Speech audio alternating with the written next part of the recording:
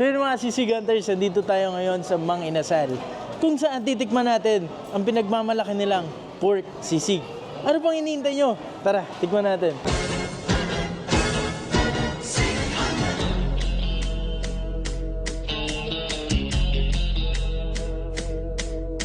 So yun mga kasisig hunters, andito na ang pinagmamalaki ng Mang Inasal na pork sisig. Tingnan nyo yan. Kung mapapansin nyo, no, iba ang sisig ng Mang Inasal. Ang meron lang sila dito, pork, sibuyas, green chili, meron ding red chilies, konti lang, para hindi sobrang malakas ang sipa. Tapos meron din silang chicharon. Ayan o, ayan, nasa topping siya ng sisig nila. Dito sa Mang Inasal, meron sila ditong dalawang klase ng pag-order ng pork sisig. Meron sila dito ng 99 pesos. Ito yon, solo order, wala pang drinks. So ano pang hinihintay natin? Tikman na natin tong sisig nila. Haluin muna natin yan. Kumuha tayo ng red chili, green chili. Sabay kuha tayo ng pork.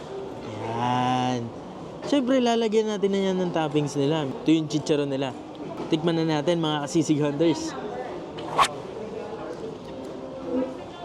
Pero syempre para mas maging perfect bite, tikman natin with calamansi.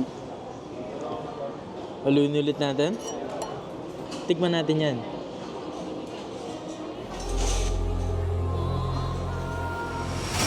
Mas sumarap siya nung nilagyan ko ng kalamansi. Mas nag-blend yung alat, yung anghang. Tapos yung asim, hindi mabubuo ang sisig hanggat walang kalamansi.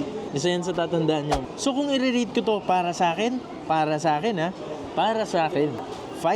out of 10. So yun mga sisig hunters, natikman na natin ang Mang Inasal sisig. Hanggang sa muli! Boom baboy. Ganyan ba magluto ng sisig? Mahalan pa ako magluto ng sisig dito eh.